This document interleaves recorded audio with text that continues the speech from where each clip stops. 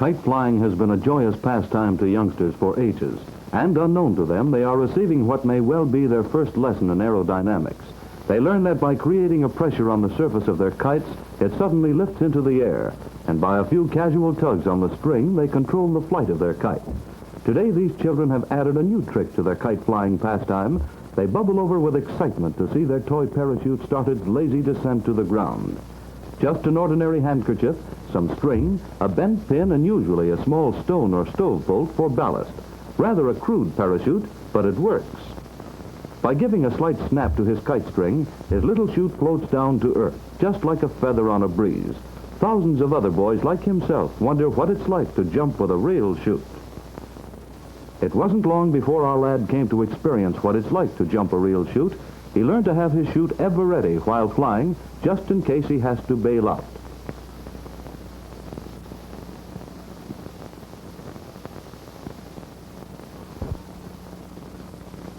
Today, water landings by parachute occur more frequently due to increased transoceanic travel.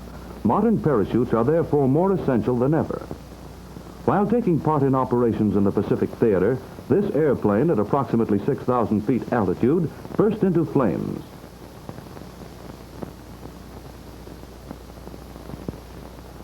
Setting the controls to keep the plane in steady flight for a few more moments, the pilot climbed out of the cockpit, moved to the rear of the wing, and tumbled off into space.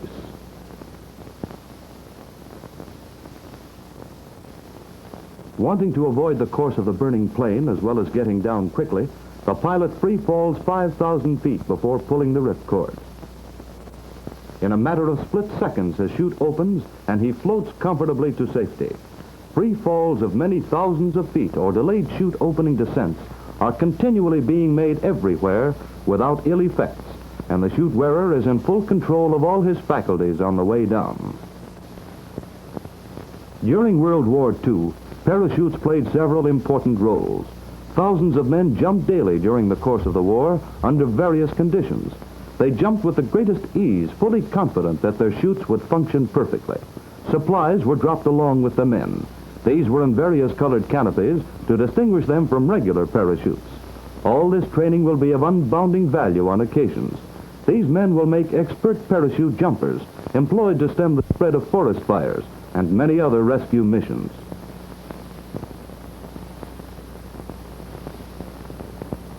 General Eisenhower of the United States Army and British Marshal Montgomery, on one of their inspection tours to the front, observed paratroopers in action. Before their training, to most of these men, an air chute was a thing they read about or saw in the movies. Through frequent use of their chutes, they became completely confident that the chutes they were wearing would carry them down safely. These men were usually loaded down with heavy equipment, and for that reason, a static line was attached to their back-tied parachutes to automatically open the pack and pull out the canopy. Special missions and large-scale operations were performed to accomplish various objectives.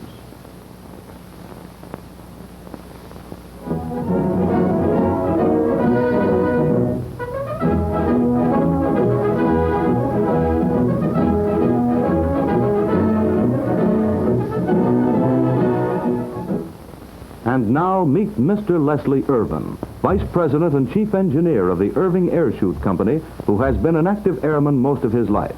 As a boy, still in his teens, he performed stunts in the air for motion pictures and exhibitions, gaining considerable experience with balloons and various types of parachutes. As a result of these outstanding experiences and qualifications, the War Department of the United States government in 1919 requested Mr. Irvine to perform the first jump ever to be made with a free-type manually operated parachute. Mr. Irvine made this jump at McCook Field, Dayton, Ohio, during the winter of 1919 before leading Air Corps officers. The United States government, as well as the world, wanted to know whether a man could fall free from his plane without losing consciousness and enable him to manually operate a ripcord. You see, prior to this jump, a parachute was attached to the aircraft. Yes, Leslie L. Irvine, during his historic jump in 1919, was the first person to prove to the world that a man can fall free from his plane, pull his ripcord at will, and retain all of his faculties while so doing. This has since been demonstrated on numerous occasions, as evidenced by many of today's free jumps at heights of well over 5 miles, and the resultant savings of thousands of lives which could not have been saved by any other type of chute. So successful was Mr. Irvine's original jump that this type of chute was immediately adopted as standard equipment by the United States Army and Navy Air Forces.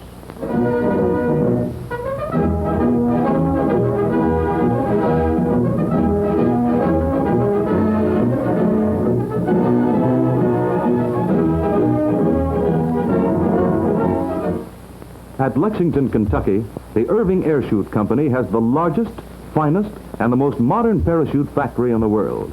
This modern daylight plant was completed in 1943 to meet increased demands on the production of Irvine-type airchutes. All sorts of comforts and conveniences are provided. Special buses bring workers to their tasks. They are all cheerful at their day's work, and well they should be, for theirs is a task of manufacturing a piece of life-saving equipment for which some airmen will be grateful to them 1,000-fold. Over 1,000 employees at the time of our visit share in this splendid work.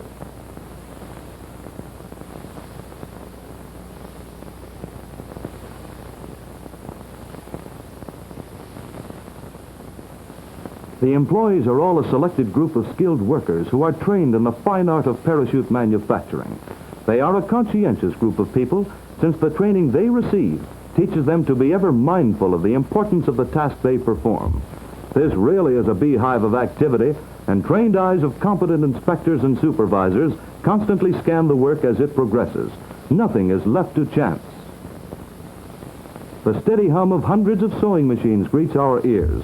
Sweet music to those who appreciate the miracle of American production.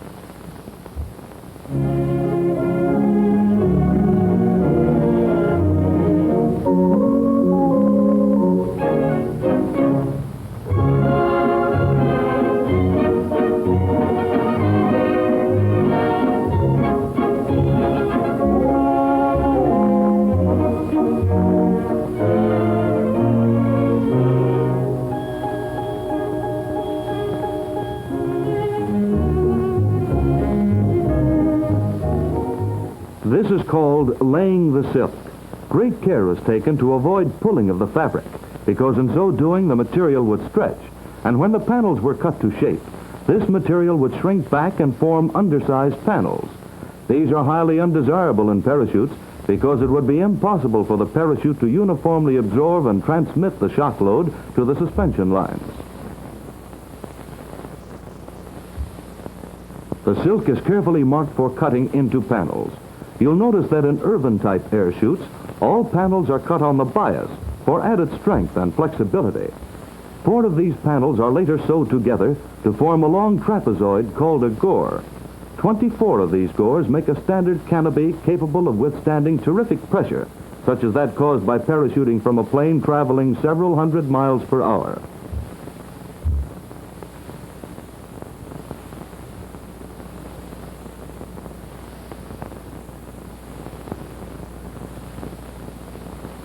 Carefully following the lines previously made, an electric cutter zips through the fabric. Incidentally, that knife is cutting through 450 layers at a time. That's a lot of fabric, but it won't be long before it will shape up into completed canopies.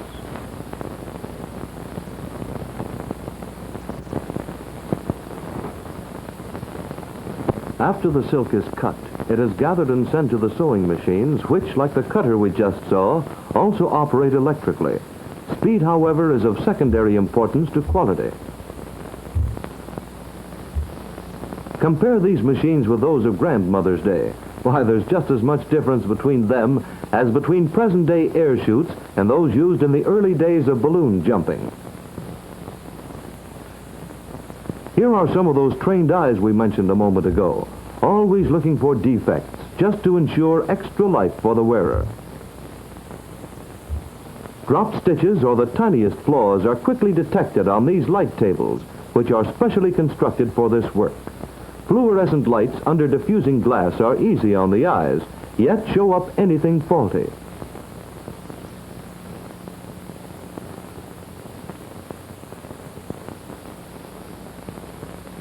Following the 2-needle operation of sewing the 4 panels into a gore, they are passed along to the 4-needle machines which sew the main seams.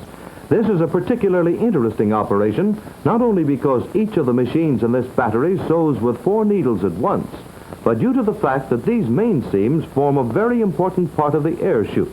You see, these 24 or 28 V-shaped gores are sewed together from the apex clear to the skirt by a very unique method. What does this mean? Well, simply this. First, these main seams are interlocked, making 4 thicknesses of fabric instead of 2. That's to provide extra protection against wear, because it's through the center channel of these main seams that the suspension lines must pass. The suspension lines carry the load, so the seams that house these lines must be well constructed.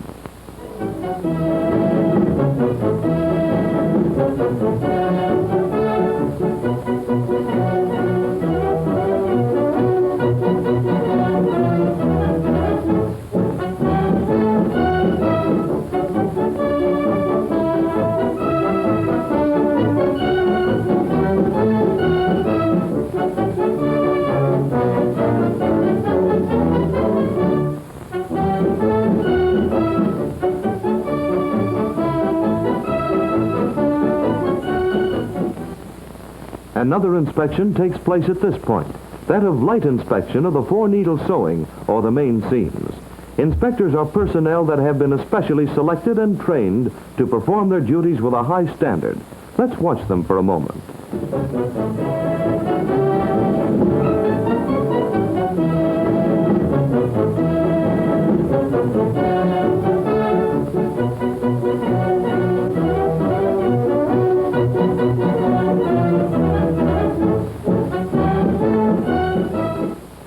The apex must be reinforced, so a silk or nylon tape of 3,000 pounds tensile strength is used in this operation.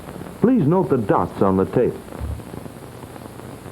The distance between these dots is shorter than that between the seams, which allows fullness at the apex, placing all of the opening strain on the tape. This permits high-speed opening of the air chute without damage to the canopy. This same procedure is followed at the skirt of the canopy. However, since the strain is not so great here, 2 thicknesses of flat nylon tape with a tensile strength of 300 pounds each are used. There is also a fullness allowed at this point. Years ago, this idea was never thought of. That's why old-time chutes would rip apart when subjected to extra strain due to high-speed openings.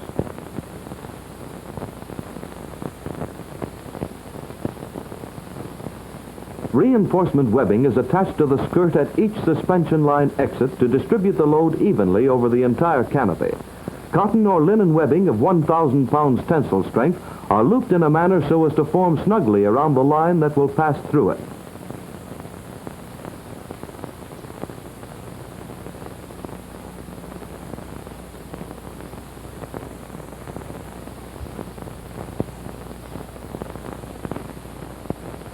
Another of those specially designed precision marking machines. It makes the dots that guide the operators for accuracy and uniformity.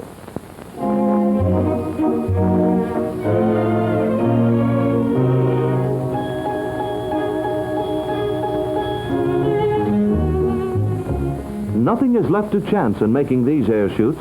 Everything, including suspension lines, must undergo rigid testing and inspection.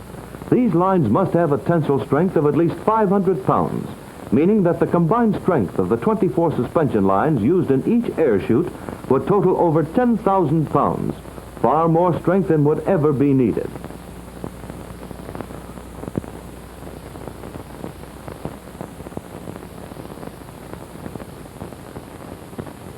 Suspension lines are strung over ball-bearing channel wheels, which accommodate the 24 lines used in each chute.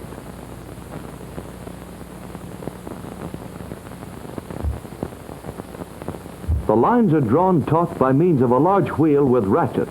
Each line is drawn to equal tension and checked by a special tension scale, which measures the required amount of pull on the lines.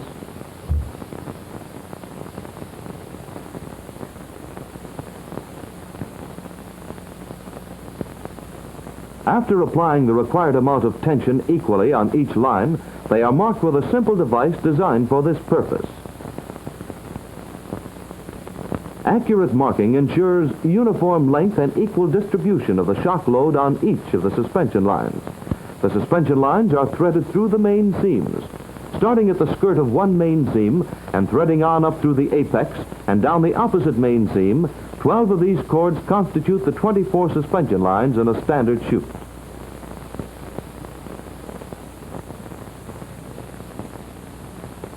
Each line is zigzag stitched in the channel of the main seam at 3 points, the apex, skirt, and between the marked dots, allowing ample fullness in each gore.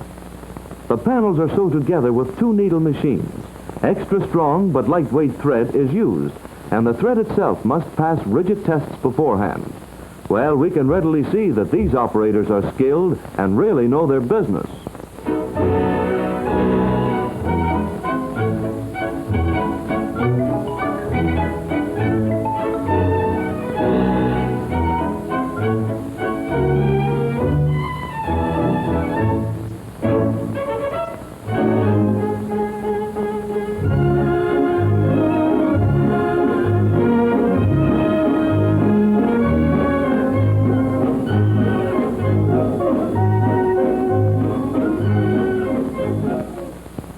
Despite mechanical safeguards, accidents will happen, especially in a busy place like this.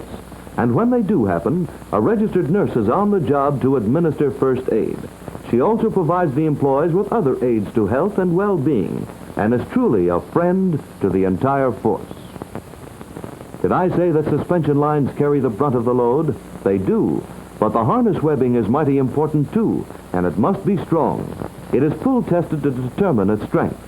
You see, double thickness harness webbing must have a tensile strength of 6,000 pounds. Let's see.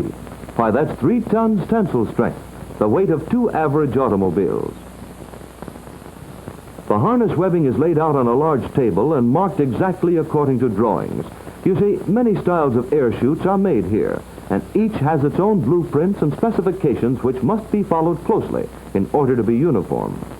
Marking, cutting, and sewing operations must meet with these specifications, and experienced inspectors constantly check the work in each department to assure absolute accuracy.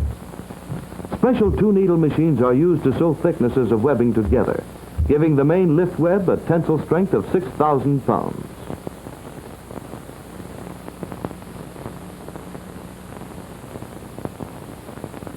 Metal parts are first carefully proof-loaded, and then close inspection follows.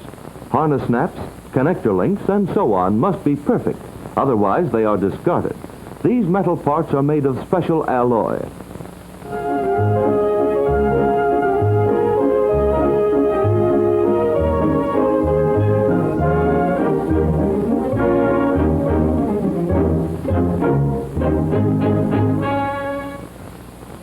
Additional safety is assured to the chutist by the use of the exclusive Irvine single-point quick-release unit.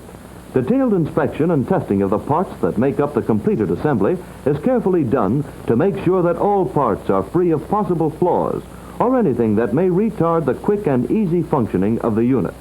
Because of its simplicity of operation, it has become a favorite with airmen all over the world. The special lightweight metals which compose these parts are precision machined to make this ingenious device foolproof in actual use.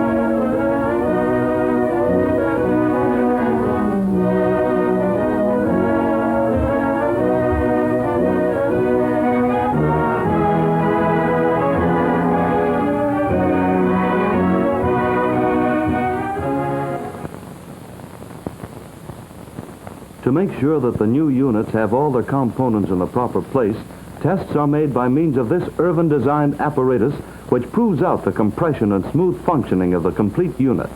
When approved, the construction is so simple and sturdy that it stays in perfect working order even after an endless number of sets and releases. Where speed of releasing from a harness is vital, this unit is truly the best answer to that demand. The single-point quick-release unit is placed in this testing machine to make certain that its 4-point harness connectors will be safe under pull loads of at least 2,000 pounds.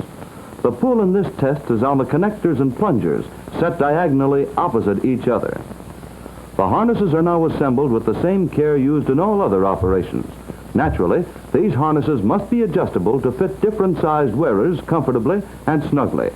But more on this later. Big, powerful sewing machines are used in sewing the various fittings to the harness.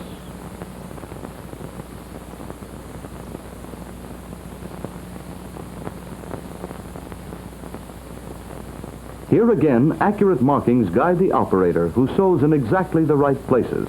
Is it any wonder that these modern air chutes are so dependable and safe? Yes, that's what they're intended to be, and that's exactly what they are. For after the harness is completed, it is again carefully inspected to make sure that the sewing is perfect. Now, not all of the work can be done by machinery. Sewing on the ripcord housing is a hand sewing operation.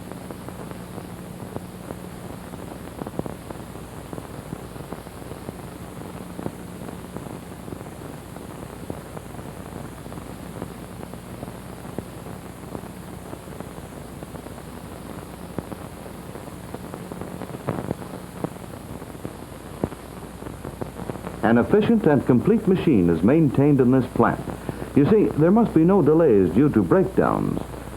This well-equipped machine shop is manned by experts who know each machine from A to Z. Ample spare machines are kept on hand to replace those that need attention. Many special machines and gadgets are made here to improve the workmanship.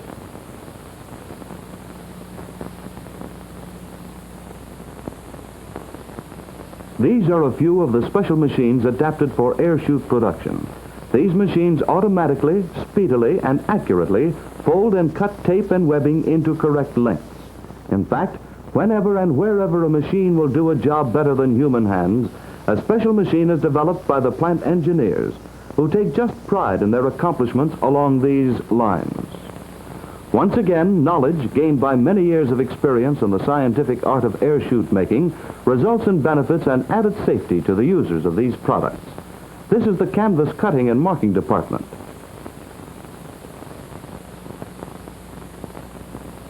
Here starts a series of operations in making the containers or packs in which the air chute is confined. The main body of the container is made from 12-ounce duck. Early type parachutes had crude containers attached to the aircraft, as they were not of the free type or manually operated variety.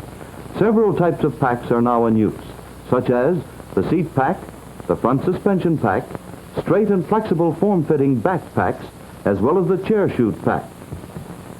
An electric drill is used to mark the fabric where eyelets, locking cones, and tapes are to be sewn. An electric cutter completes the operation. Our air chute engineers have developed packs for every existing need. Packs which represent the ultimate in compactness, being the smallest and safest packs now in existence. Yes, air chute engineering is a specialized science.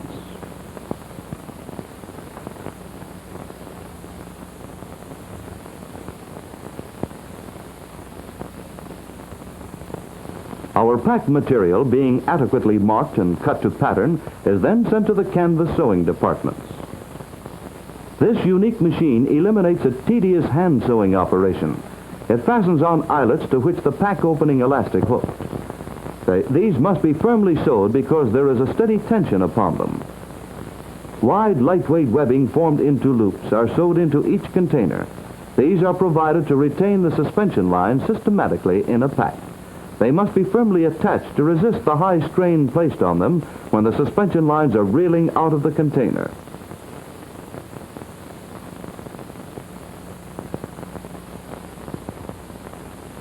Cone inspection is a highly important checkup because it is through these two cones that the ripcord locking pins are inserted.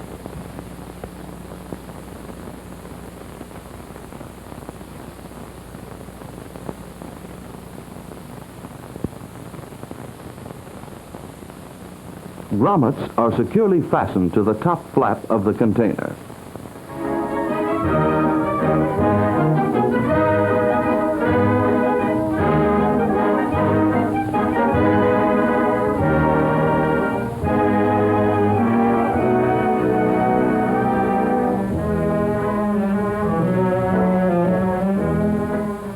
An air-chute container must withstand a great deal of abuse and careless handling. It is sat upon, leaned against, hauled in and out of storage rooms and planes. That's why it must be tough and strong. The pack protects and keeps in place the most vital parts of the entire assembly of an air chute. It affords protection to the pilot chute, the main canopy and suspension lines. It must be so constructed as to allow the maximum deployment of the canopy in the shortest time possible when the ripcord is pulled.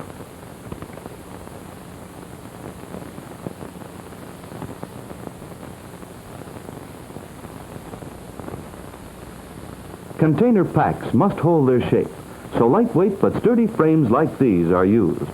Yes, they're inspected too, just like everything else that goes into this air chute.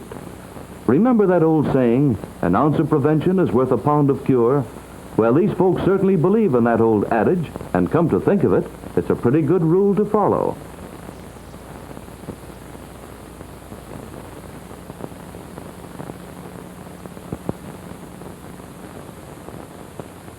Following careful inspection of the pack frames, they are inserted into the containers in this manner.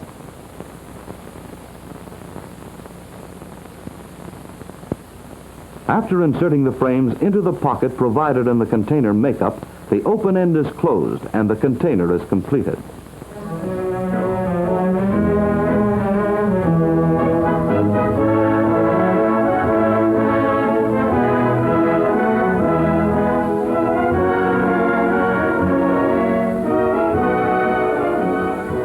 As a means of fastening pack opening elastics to the flaps of a container, little but sturdy hooks are sewn to the elastic cord ends.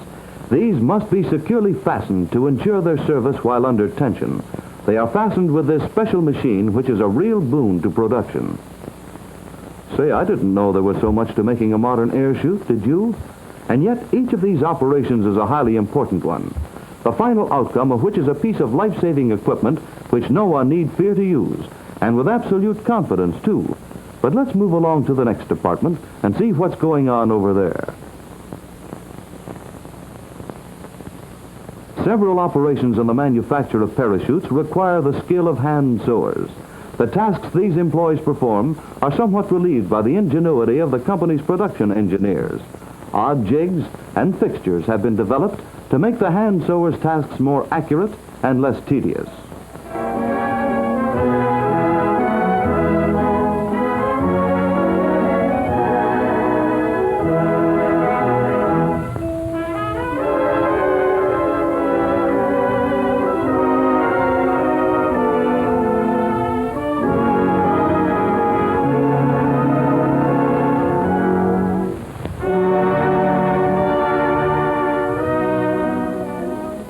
Several types of pilot chute frames are used, and these must be inspected too.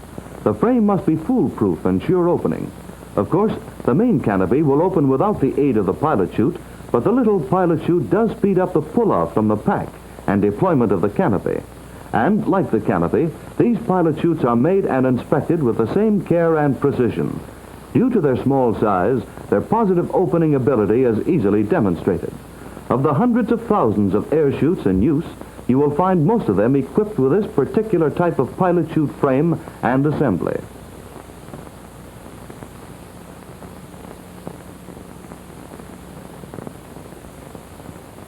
When completed, the frames are inserted, after which the little pilot chute is rubber stamped with identification information. This is the completed pilot chute, which will be attached by a bridle cord to the apex of the canopy. This miniature chute is approximately 3 feet in diameter, and although it is not absolutely essential to the successful operation of the air chute, many tests have proven it to be an added safety feature. How? Well, this little pilot chute provides a positive means for deploying the air chute canopy away from the body of the wearer, regardless of his position in the air.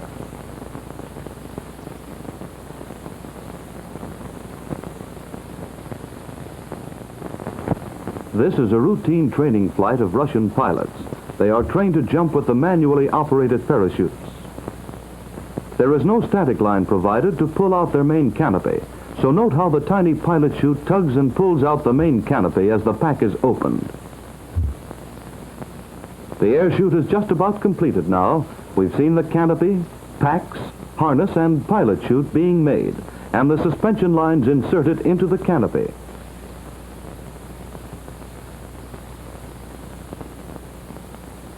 Now, as a matter of final assembly, the suspension lines are gathered in their proper order and securely tied to the harness connector links. Much care is exercised to tie on the suspension lines in perfect order. A line tied to the harness in the wrong location would mean a possible failure in the chute. That's why these are constantly checked by different individuals.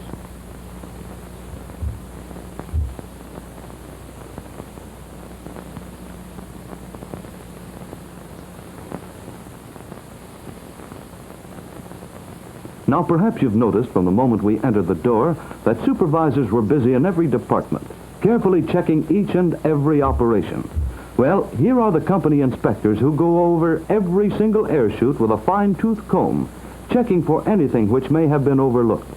They check to see that each gore has a certain amount of fullness to avoid tight corners and panels which would put undue strain on the entire assembly. Nothing but perfect workmanship is allowed to pass them. Let's just watch them for a moment.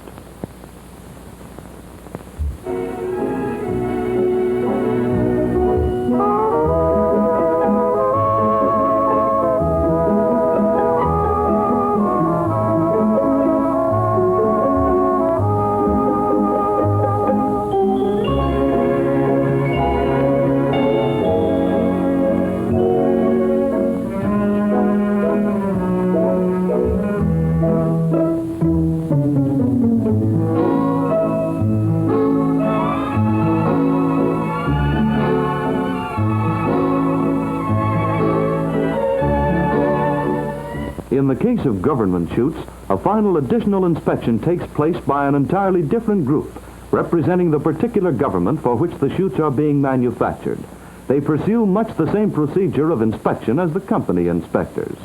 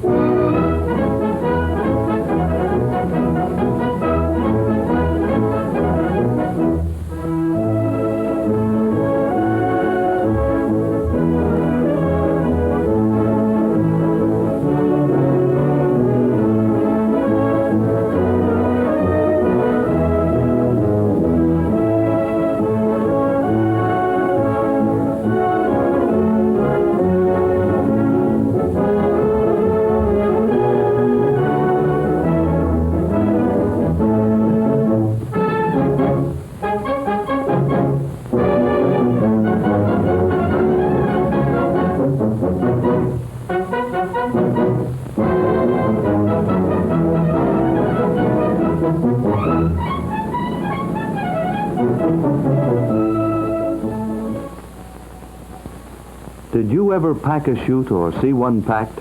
Well, in order to pack parachutes, a person must be thoroughly trained and hold a government technician's license issued by the Civil Aeronautics Authority. Let's see how easily it's done. First, the chute is stretched out to full length on a smooth top table about 40 feet long, and the apex is secured to one end. The harness and pack are laid out smoothly. The position of the harness is such that if a man were strapped in the harness, he would be face down on the table with his head toward the apex of the canopy. After the harness and pack are laid out properly in relation to the canopy, each line is checked for possible entanglements and crossed lines. Now you will note that two men are performing this task. Actually, one can do the job.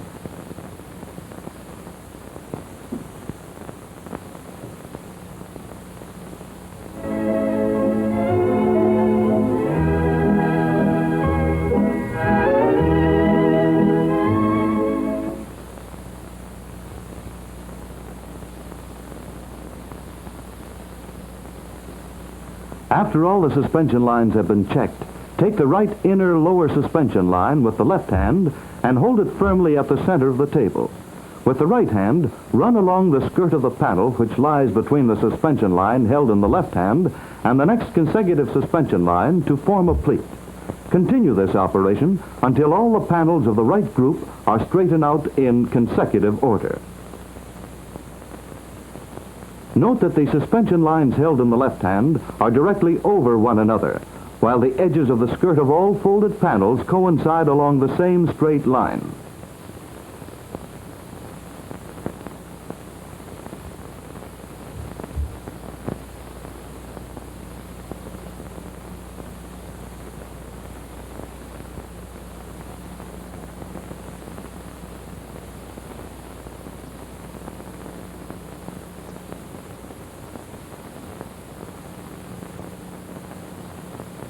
Now, with the right hand holding the skirt and the suspension line, and the left hand holding the center of the panel at the skirt, proceed to pleat the left group of gores in the same manner as the right side.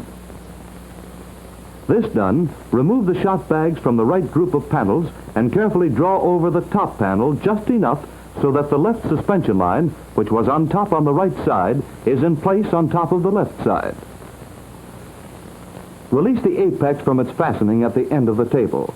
Without disturbing the original position of the harness, turn the lift webs back upon themselves and place them upon the container on their respective sides, according to the type of container used. Grasp the suspension lines so that they are even with no twists and together in one body. Pull the canopy toward the container and lay enough of the suspension lines on the container so that a loop can be drawn into the retainer pocket. Continue stowing the suspension lines into their respective retainer pockets until all pockets have been filled, or until only enough of the suspension lines remain to allow the skirt of the canopy to be placed in its proper position.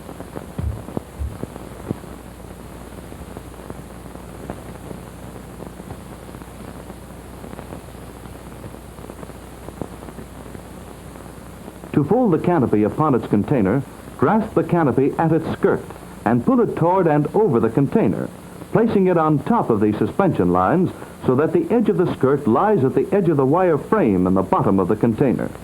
Continue placing folds on the container, accordion style, until the entire canopy has been folded. Be certain that the two shot bags are removed from the canopy as the folding proceeds.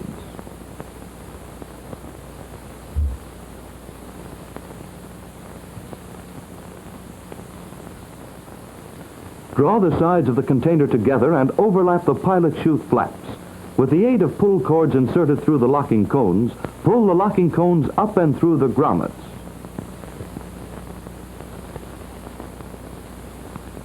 Secure each locking cone temporarily by inserting a wire pin through each hole in the locking cones. Do not remove the cords. Before closing the ends of the pack, see that the pilot chute flaps have not become disarranged or wrinkled and are properly overlapped. Next, insert the ripcord into its housing. This operation does not apply to the chest, quick connector, or front suspension packs. Place the ripcord handle into its pocket on the harness. Closing the end from which the ripcord enters is the next operation. Insert both cords through the grommets in the tab on the end of the container in which the ripcord housing is attached. Draw the tab in place over its respective locking cone. Remove the temporary wire pin from the locking cone and insert the proper ripcord locking pin.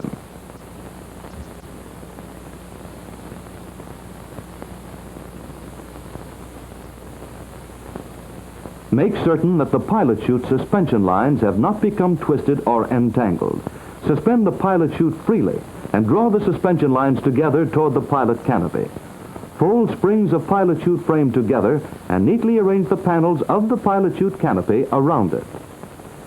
Insert the folded pilot chute canopy apex first into the container on top of the uppermost pilot chute flap, which position is slightly to one side of the center of the container. Tuck all surplus pilot chute suspension lines neatly under the bottom pilot chute flap. Insert both cords through the grommet in the tab on the unclosed end of the container and draw this end up and over the locking cone. Remove the temporary locking pin and insert the proper ripcord locking pin in its place. Both cords are now removed from the locking cones. After the pack is neatly straightened and the corner flaps are tucked into place, the pack opening elastics are hooked into position. The hooks on the bottom side are clinched to prevent loss of elastics when the container is opened.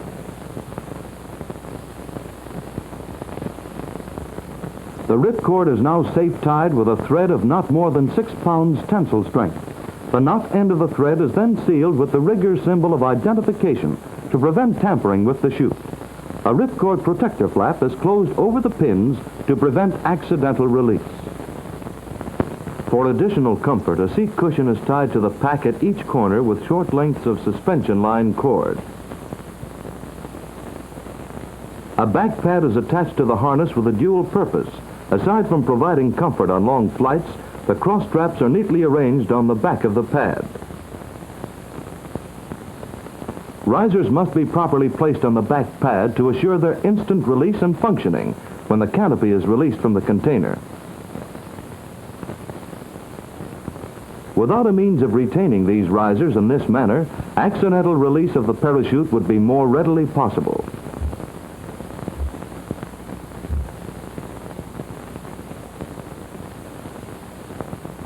As a final check on the harness assembly, the harness snaps and V-rings are attached in their proper places. This modern and compact air chute is now ready for use.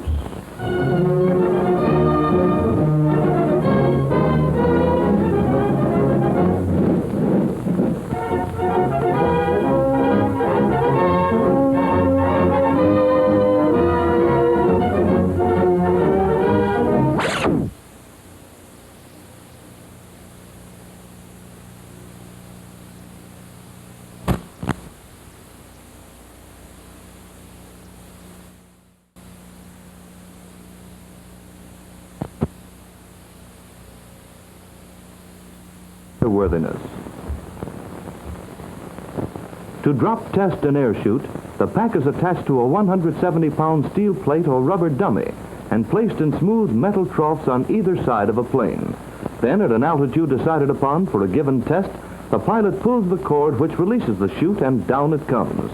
These periodic tests are made all year around in all kinds of weather under all kinds of flying conditions.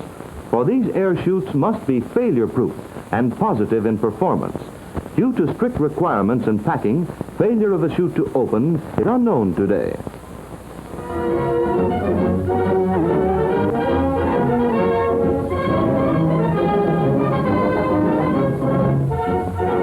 The suspension lines of this chute were deliberately twisted in packing to demonstrate that when such body turns might occur, the lines will untwist.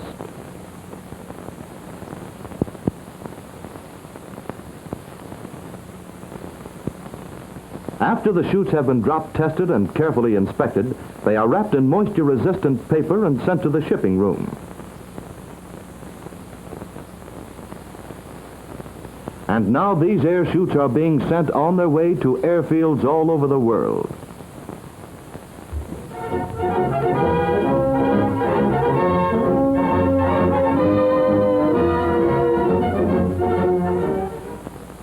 Their work done, the workers now head for home. Their work is the consummation of over scientific air chute development. Many hours of work on the part of these folks, long, rigid training, minute inspection, tasks performed by nimble fingers, and a thorough knowledge of their jobs. These are the things that make good air chutes.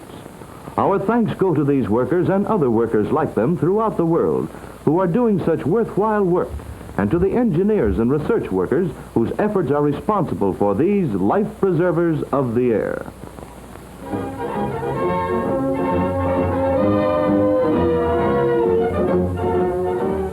Irvine air chutes are contained in packs of various forms and worn on different parts of the body to fit any person's requirements. This is a single-point quick-release harness with a quick connector chest pack. This same quick connector pack can be attached to a single-point semi-quick release harness, practically as fast as the previous type, but a bit more comfortable to wear. While in flight, only the harness need be worn. In the event of an emergency, it is only necessary to snap the pack onto the chest by means of its simple connecting procedure.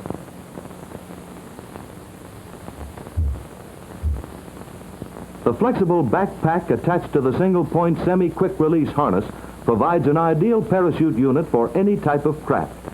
It affords a maximum of maneuverability, being flexible, compact, and quite readily removable. Note how the pack conforms to the person's body in all positions.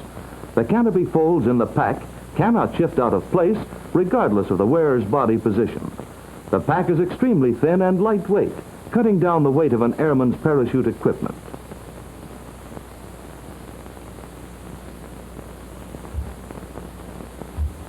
This three-point snap and V-ring type of harness is still manufactured by the Irvine Company and worn by some airmen.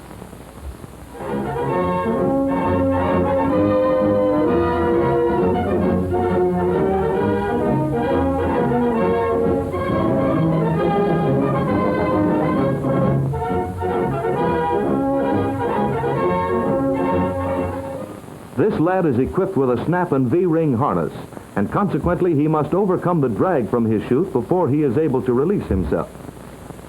Using the Irvine single-point quick-release harness, it is done like this. The Irvine single-type point semi-quick release seat-type parachute provides a comfortable pack and harness.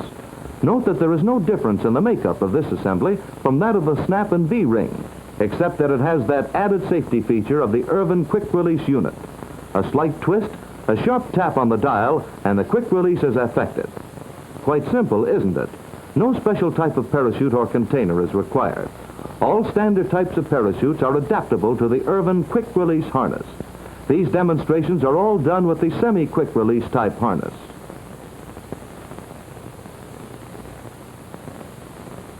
A single-point quick-release type harness, unlike the semi-quick release, needs no body motion to shake it loose.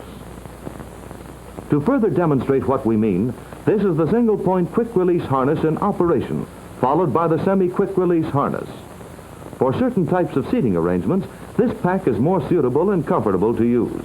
Notice how he gets into his ship and the comfortable position he assumes for piloting on short or long flights.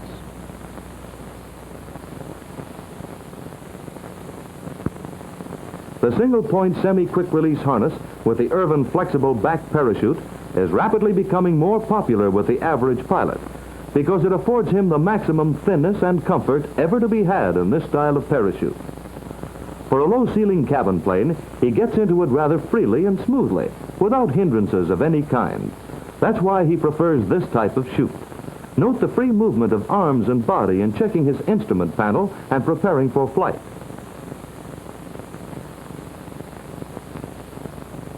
It also is as easy for him to get out of this cabin plane. He walks with ease from the ship. Note how the rounded pack corner slips off the wing strut as he passes under it, offering a minimum of resistance in his movements around the ship. The harness and pack comes off easily and are conveniently stowed in the seat of the ship.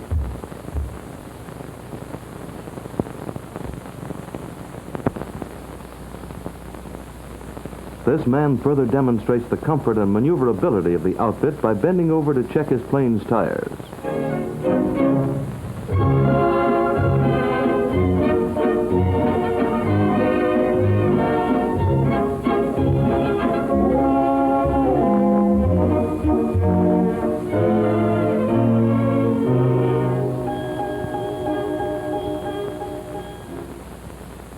For passengers in modern cabin ships, the problem of instantly attaching air chute equipment to a person in a manner at once comfortable and convenient has been solved by Irvine engineers and has been used for years.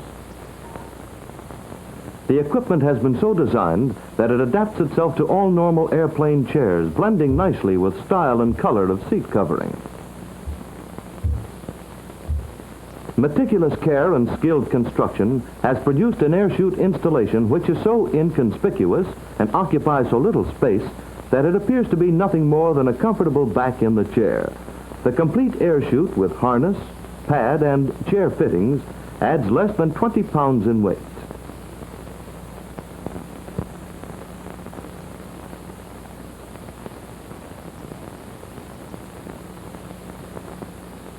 In normal flight, passengers are oblivious to the presence of the chair chute, which affords invisible protection for both passengers and pilots. Yet, if an emergency arises, they have a complete air chute instantly at hand, easily and quickly put on unassisted. If desired, however, the harness may be worn at all times while in flight, with perfect comfort and without disarrangement of clothing. These developments are in keeping with the prestige of Irvine and its policy of aids to the advancement of aviation. Simplicity has been a watchword in its design. Chair chutes embody all the essential features of the standard chute that have been time-tried and service-proved all over the world. In 1919, at Buffalo, New York, a new industry was created, the manufacture of Irvine air chutes. From a small beginning, its growth to worldwide proportions parallels the growth of aviation.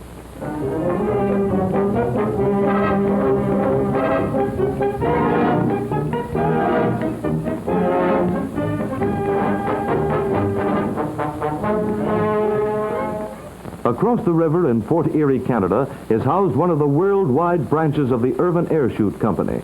This and two other Irvine plants serve all of Canada with the same high standards of material and workmanship as those adopted by its parent company. Testing of chutes is carried on in Canada under the same requirements as those existing in the United States.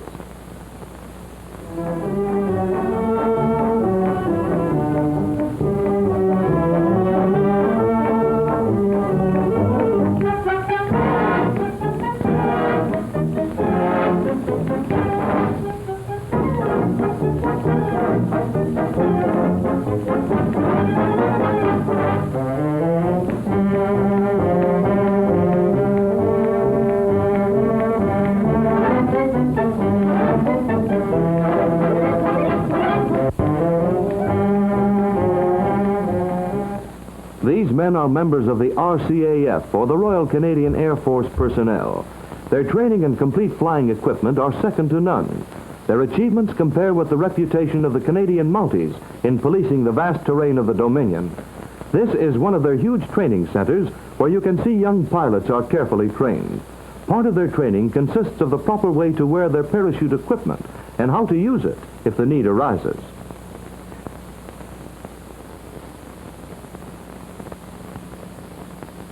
The snug and tidy fit of the harness on this pilot as he alights from his ship are apparent.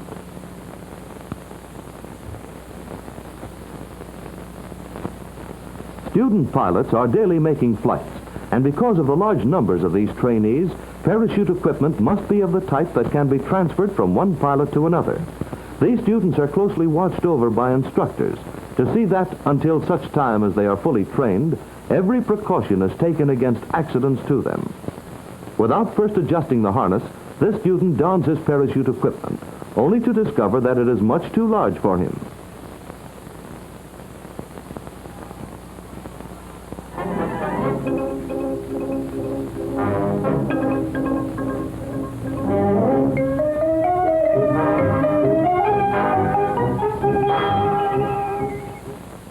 The instructor who accompanied this trainee to his ship steps in to point out where he is lacking in adjustment and directs him to remove his chute for proper adjustment. Placing the chute on the wing of the ship, the instructor takes in the slack in the back strap by adjusting the metal fittings located there. Simplicity of design makes this readily possible. Satisfying himself that enough of the slack has been taken up, he then tucks the belt neatly under the retainer straps on the back of the pack. Adjusting the back straps was not all that his harness needed for proper fit. The leg straps were much too long, and these are quite easily adjusted as demonstrated by the instructor.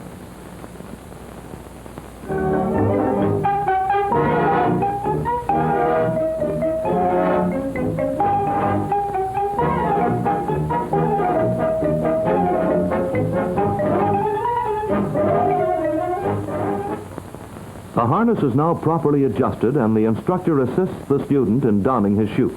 A better fit is immediately in evidence as the student hooks up his harness.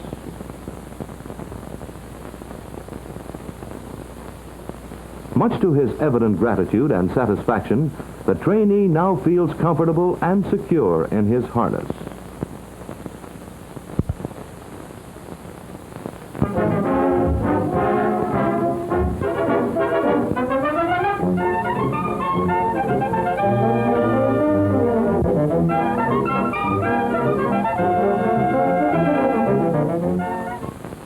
Following World War I, the government of the USSR began to take parachutes seriously. Numerous scientific tests were conducted, and parachutes from various parts of the world, including the Irvine free type, were compared. Even medical tests made prior to and following parachute jumps demonstrated the thoroughness with which these tests were made. The Irvine chute, having demonstrated its superiority over all of the others, was selected as the chute to become standard equipment and has remained in constant use by the government of the USSR. A commission representing the Soviet government visited the American plant of the Irving Airchute Company at Buffalo, New York. Their mission was to negotiate a contract, obtain a manufacturing license, study methods of manufacture, care and maintenance of Irvine chutes, and acquire the necessary knowledge to train their own aviators in the use of these chutes. Ever since this period, early in 1930, Irvine-type chutes have remained standard equipment in the USSR and are manufactured there with the same thoroughness and efficiency as elsewhere. This, then, is the story of how the USSR, the first country in the world to establish mass parachute jumps as a thrilling sport, with resultant savings of thousands of lives during all kinds of weather and under the most severe conditions, has come to use Irvine chutes as their standard life preservers of the air.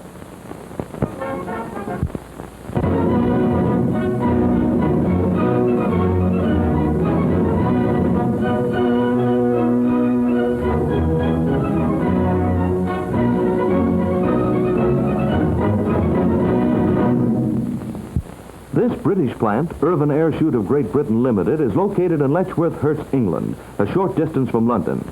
Here, the basic operations are the same as those in all other Irvine factories in different parts of the world. How did this factory come into being, you ask? Well, you see, the British government, among the first to conduct thorough investigations of parachute equipment, made comparative tests and decided upon the Irvine as the one chute embodying all of the 11 essential requirements. A large contract was placed in 1925 with the Irving Airchute Company of Buffalo, New York, in the USA for parachutes. Some of these were to be manufactured in Buffalo, New York. The remainder were to be made in a plant to be established in England by the Irvine Company to fulfill future requirements of the British Air Ministry. This factory was the result.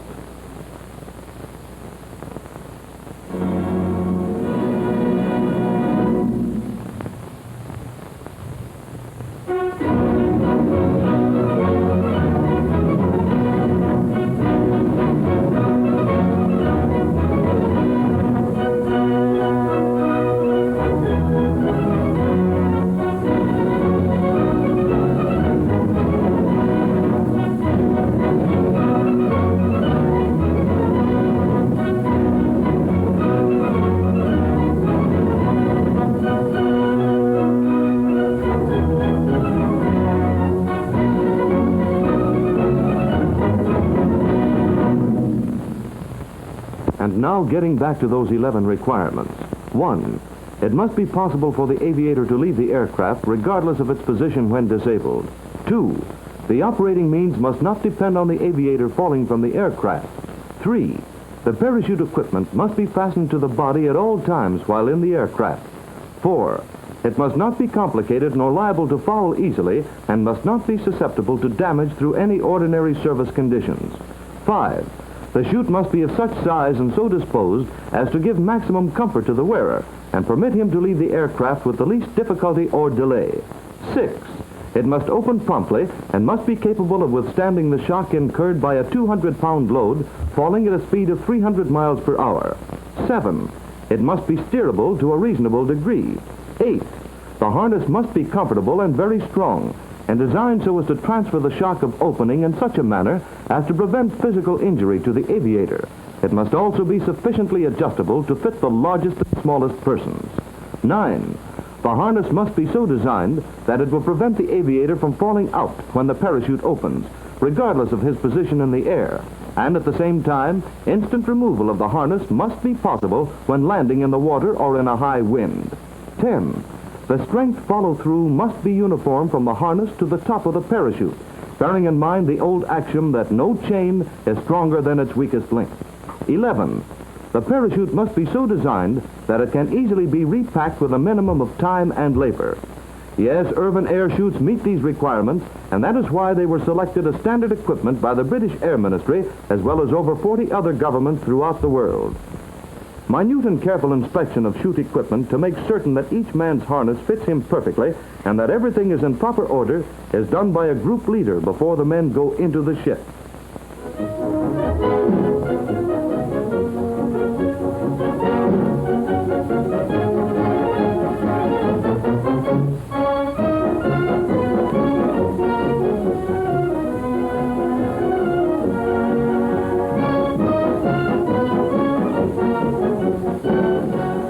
In this group, there are 9 ships discharging their personnel, all done to a definite pattern. The colored canopies identify supplies which are carefully wrapped for dropping. These are too cumbersome to be carried by the men. That burst of canopies are cargo chutes being dropped to a specific spot. Another detailed showing of the simple preparation supervised by a flight director for a mass jump. Let's watch them in action.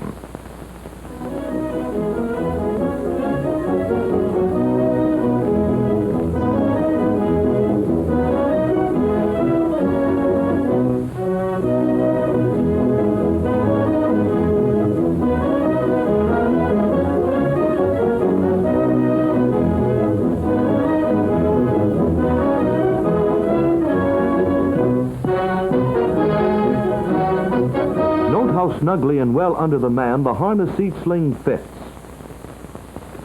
Let's bring those 2 fellows back and take a closer look at that smooth-fitting harness.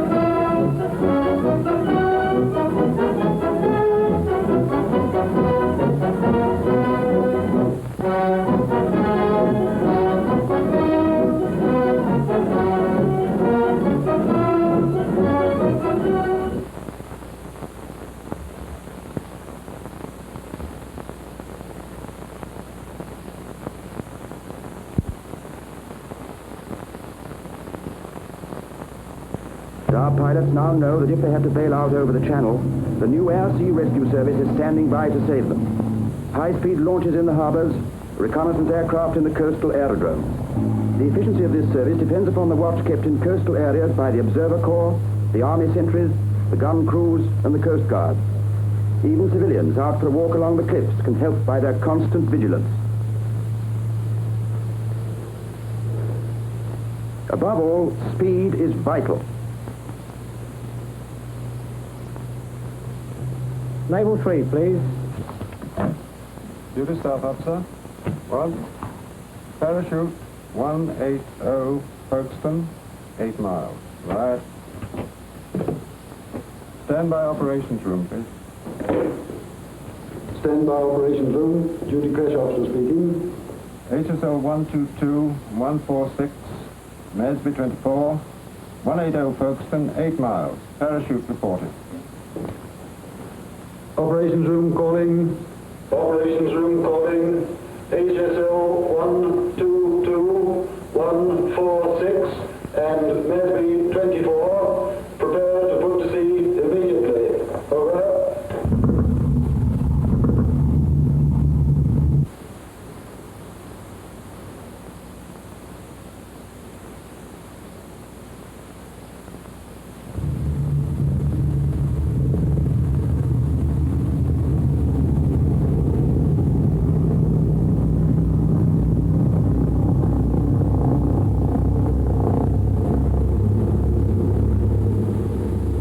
Parachute reported Diamond C.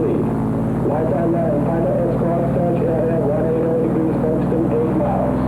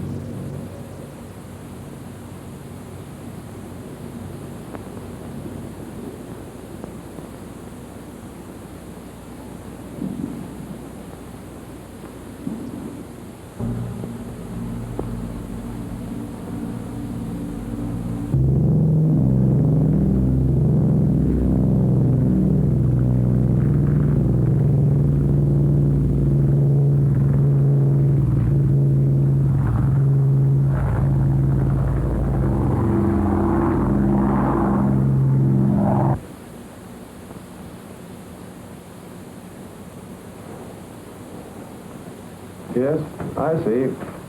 Hello. Coast Guard says he's lost sight of that dinghy. It's drifted out to sea. Right, I'll get on to the observer corps and see if they've got a line on it.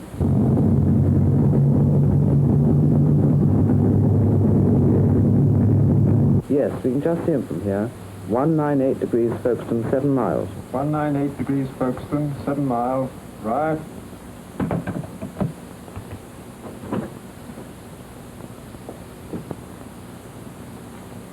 Master, this is HSL 122. Aye, sir. HSL 122. HSL 122. From Vice Admiral over. Parachute is down to sea. 198 degrees Folkestone.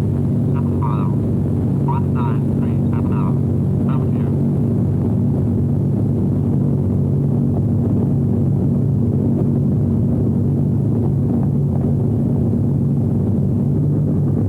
HSL 122 calling HSL 146 and Master 24. Break formation and make independent search. Over.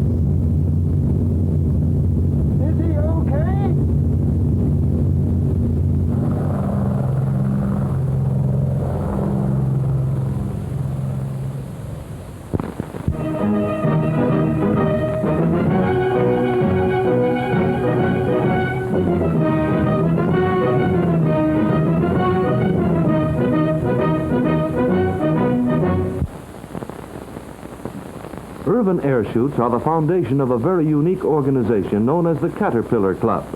Sponsored by the Irving Air Chute Company, it has grown by leaps and bounds. Typical of the men in the Caterpillar Club, we have the honor of presenting to you Mr. Richard Depew, Jr., who became a member in 1929. Mr. Depew. How do you do? Yes, the Caterpillar Club is worldwide and exclusive, too. The dues are nothing, but the initiation fee is high. You see, in order to qualify for membership, your life must have been saved by a parachute in an emergency jump. That's what makes it exclusive, and that's why its membership is open to rich and poor alike. How did the Caterpillar Club get its name, and how did it originate? I'll tell you.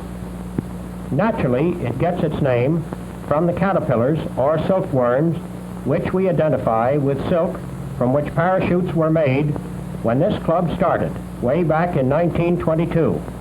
At that time, after the first few airmen had saved their lives by the use of the new free-type parachutes, first tested by Mr. Leslie Irvine, they decided that they had a strong common bond. An association was formed and the name Caterpillar Club was chosen. Ever since then, it has been sponsored by the Irving Air Chute Company, who copyrighted the name and who have continued to send out the little gold Caterpillar Club emblems worn on the coat lapel.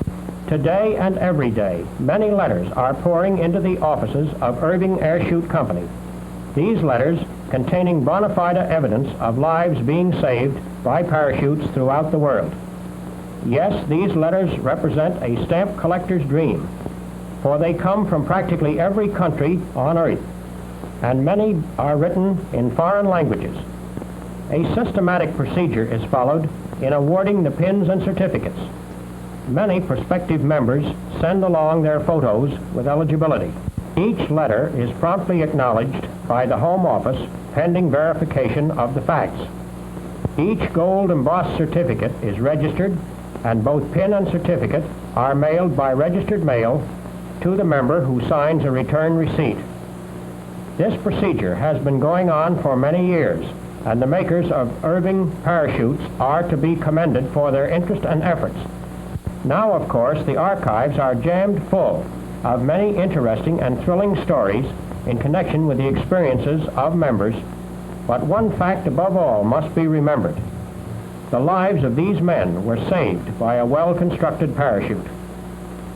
And thanks to this dependable device, these men live to tell about their experiences that others might live and avoid disaster or possible death from causes which otherwise might remain unknown. For instance, all over the world, experimental test flights are continually taking place with new types of aircraft to make sure that they are thoroughly safe in every respect before going into general use. In connection with such experimental work, the lives of the technicians are safeguarded by reliable parachutes. This group of men are about to make an experimental flight with a military airplane. Intent upon obtaining the test data, any possible thought of disaster was far from their minds.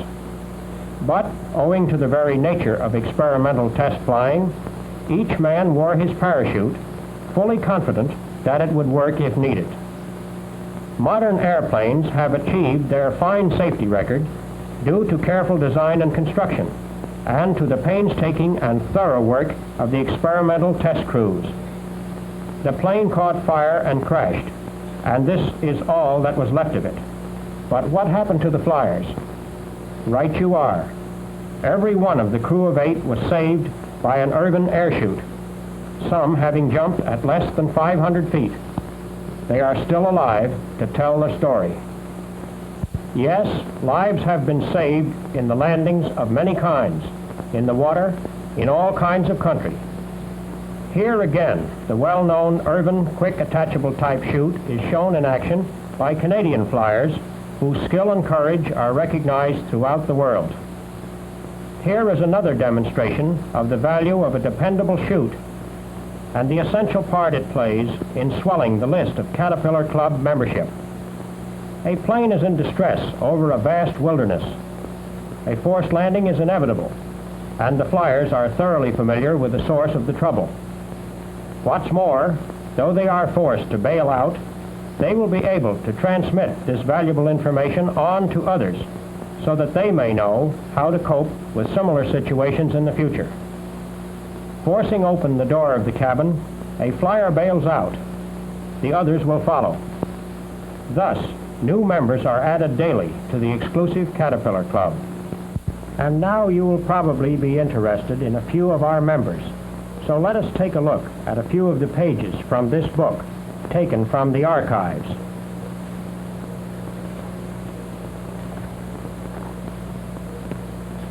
Of course, the photographs of only a few of our members are on hand, but many are being added daily. James H. Doolittle, then a first lieutenant in the U.S. Army Air Corps, saved his life with an Irvine air chute on September 1st, 1929. And here is a telegram received from him. It is brief, but it tells a lot. Addressed to the Irving Air Chute Company, Buffalo, New York, it says, simply, plane failed, chute worked, and now meet Eugen Juss, a lieutenant in the Polish Air Force, whose life was also saved by an Irvine air chute on December 22nd, 1929. And Lieutenant Amarillo V. Cortes of the Brazilian Navy. His life was saved near Rio de Janeiro on May 21st, 1930, when his airplane failed structurally. Another Caterpillar Club member, Lieutenant Nuri Olmez of the Turkish Air Force, whose plane collided with another in midair on October 20th, 1934, when he was forced to bail out. And we all know Tommy Harmon, First Lieutenant of the United States Army, whose life was saved twice by an Irvine-type parachute, once over Brazil and again over China in the year 1943. And here is a more recent picture of General James Doolittle, whom we all respect and admire.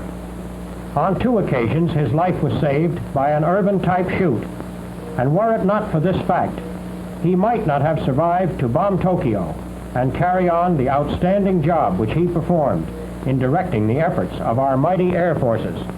Yes, our hats are off to these and the thousands of other members of the Caterpillar Club, whose membership now exceeds over 25,000. And our hats are off to the engineers, whose untiring research and outstanding skill have made our parachutes so dependable and safe. These, then, are a few of the interesting and informative highlights of the world's most exclusive club, whose sole membership qualifications consist of having saved one's life by an emergency parachute jump. More power to the famous Caterpillar Club. Whatever class of aircraft is used, there's an Irvine air chute of very design of either the seat, back, or chest type to meet all requirements. The canopy in general use is 24 feet in diameter, and the assembly weighs about 18 pounds, and normally will float a man down to safety at about 18 feet per second. Ever since air chutes have been successfully used, 95% of the lives saved in an emergency were done so by the use of Irvine-type air chutes.